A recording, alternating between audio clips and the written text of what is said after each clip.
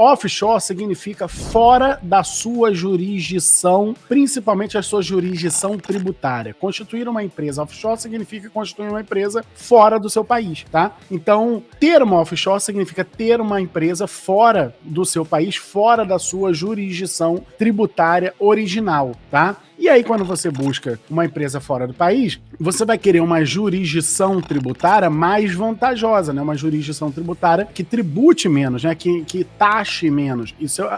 Essa é a obviedade do negócio. Então, você vai buscar, normalmente, um paraíso fiscal, né? O que é paraíso fiscal? Paraíso fiscal é aquele que taxa a renda pelo menos abaixo de 10% quando taxa, ou também que cria mecanismos de sucessão privilegiados. O que é isso, Márcio, afinal de contas? São mecanismos que você não precisa, por exemplo, ter imposto sobre a herança, imposto sobre inventário. Então, esses países, eles criam esses ambientes mais favoráveis a quem tem patrimônio para não precisar, seja taxar a herança, seja não precisar taxar determinadas operações. E você tem uma divisão, eu vou dizer aqui, olha, é empírico isso, tá? É empírico isso, beleza? Mas vejamos uma coisa. Se as pessoas físicas que querem fazer um sistema de sucessão através de uma offshore, elas escolhem normalmente a região do Caribe, tá? As Ilhas Virgens Britânicas, o Panamá, as Bahamas,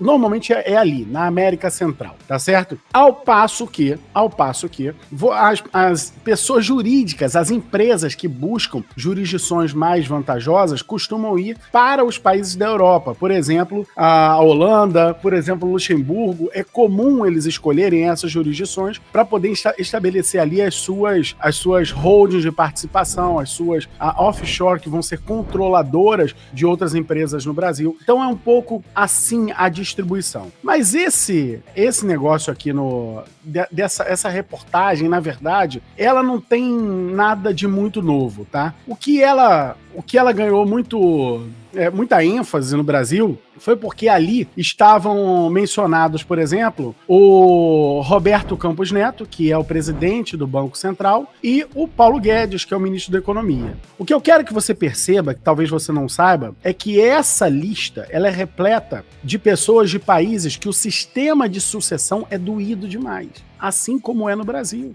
O sistema de sucessão é muito doído. Por quê? Os países desenvolvidos, gente, não toleram... Olha só, o que você vai escutar de mim aqui talvez não faça muito sentido. Mas países desenvolvidos, e depois vai fazer sentido pra você, países desenvolvidos não toleram tributar a herança. Márcio, não, você tá de brincadeira comigo. Nos Estados Unidos a tributação sobre a herança é 40%, Inglaterra é 40%. Na Alemanha é 50%, na Suíça é 55%, no Japão é 60%. Como é que países desenvolvidos não toleram tributar a herança? Isso não faz sentido, mas faz. E eu vou explicar já como é que isso funciona. Países desenvolvidos não toleram tributar a herança porque esse é um tributo que não tem razão, não tem rácio. O bem não está sendo transferido, o bem continua internalizado dentro da família. Então não faz sentido que só pelo fato de alguém falecer, esse bem tenha que ser...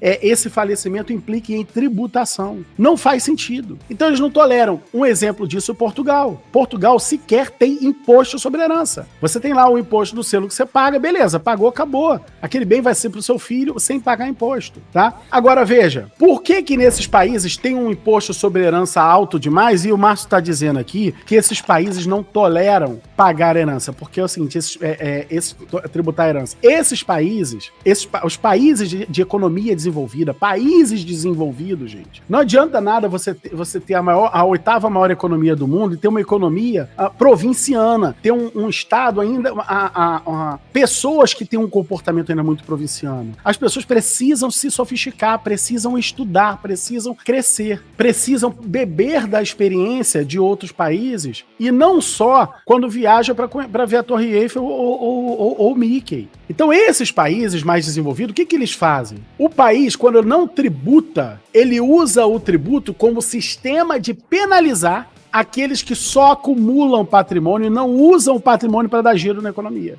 Fez sentido isso? Não? Então eu vou te explicar. Vejam, quando você estabelece que o seu imposto sobre herança vai ser de 50%, você quer tributar de verdade? Lógico que não. Ninguém vai cair nessa. Ninguém vai ser pego por esse tributo. Ninguém. Por Porque 100% das pessoas vão buscar os mecanismos para evitar esse tributo, porque é alto demais, não é tolerável. Então, na verdade, o tributo não está ali para arrecadar. A função do tributo é uma função meio vigilante, tá? Meio vigilante, de impedir que as pessoas deixem herança. Ok? Mas como é isso? O que elas fazem? Elas têm obrigatoriamente que botar o seu patrimônio dentro de uma pessoa jurídica. Obrigatoriamente botar seu patrimônio dentro de uma corporação. Por quê? Porque pessoas físicas pegam patrimônio e acumulam. Pessoas jurídicas pegam o seu patrimônio e, em regra, dão giro na economia, geram emprego, geram movimentação do comércio, geram movimentação da indústria. Então tem interesse, o país tem interesse em fazer com que você... Não, peraí. Pegou patrimônio, não acumula não, bota aqui numa pessoa jurídica, que a probabilidade daquilo ali se transformar em giro para a economia, isso é muito maior. Veja, na medida que você vai pesando o tributo, você vai aumentando o tributo, a arrecadação vai subindo. Mas só que chega um ponto de equilíbrio. Chega um ponto que daqui não passa mais. Daqui, se você continuar aumentando, a arrecadação diminui. Entenderam? Ou seja, quando você tem um estado como o Brasil, que bota lá um imposto sobre herança em 8%, tá aqui. O Chile, 8% tá aqui, tá? O Chile, por exemplo, que tributa em 20%, já vai estar aqui.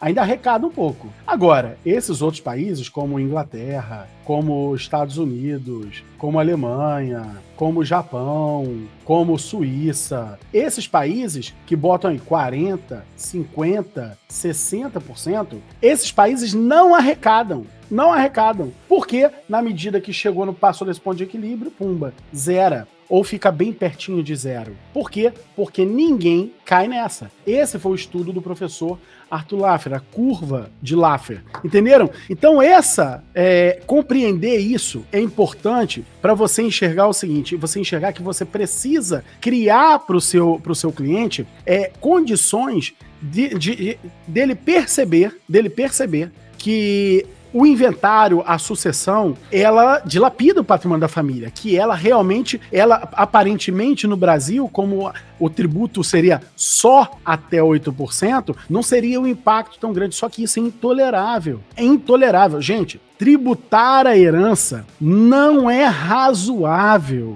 Não é razoável se tributar a herança. Por que não é razoável? Porque está dentro do mesmo eixo familiar, porque a produção, o próprio Estado não estimula a produção individualizada. O próprio Estado estimula a produção familiarizada, a construção de empresas familiares. Então não faz sentido que a transmissão do patrimônio em decorrência da morte seja tributado. Quando é tributado, é porque o país ele não só utiliza aquilo ali como um mecanismo de pressão para que você não acumule patrimônio, como ele tolera todos os mecanismos de favorecimento da sucessão. Então veja, quando você faz a escolha por um paraíso fiscal, por exemplo, você faz a escolha por um país onde, por exemplo, no Panamá ou nas Ilhas Virgens Britânicas, que você coloca lá no papel que no teu falecimento a sucessão é imediata, passa para o fulano, beltrano, ciclano e não paga tributo por isso, é zero de tributo. É zero. Essa é a opção por uma offshore. É por isso que as pessoas se socorrem a offshore. O detalhe é que no Brasil não precisa disso, salvo algumas raras exceções. O pessoal do time Holding Brasil, a gente está até fazendo umas causas juntos aqui, já são algumas, onde a gente tem visto algumas grandes fortunas que eles operam exatamente assim, até criaram uma offshore no passado, mas que hoje em dia tem a sua própria holding. Por quê? Porque enxergaram que você pode utilizar esse mecanismo de formação societária que é a holding familiar para você substituir esse procedimento da offshore, não precisar disso. O povo brasileiro não precisa, como regra, de uma offshore. Se ele utilizar, em geral, o sistema de holding familiar nacionalizado internamente no Brasil, ele já atende a essa demanda de precaver a família e a sucessão. E aí sim, você continua tendo o sistema de offshore como algo realmente muito bom para outras modalidades de atividade econômica e tudo mais, à medida que a atividade econômica vai ficando um pouco mais complexa, justifica e facilita, tá, a constituição de uma offshore. Fora isso, eu concluo aqui com você dizendo o seguinte, não tem necessidade, uma holding familiar, você consegue fazer isso, por quê? Porque através do sistema de holding familiar, você vai conseguir ali dentro estabelecer todas as cláusulas de planejamento sucessório sem precisar pagar o volume de tributo que existe, sem precisar passar por um inventário. É bem verdade que numa offshore você consegue zerar esse imposto, é bem verdade, mas no Brasil existem sistemas que sim, que você consegue baratear bastante. E não só eu, mas todo o pessoal do time Holding Brasil são profissionais que estão altamente qualificados para fazer esse sistema.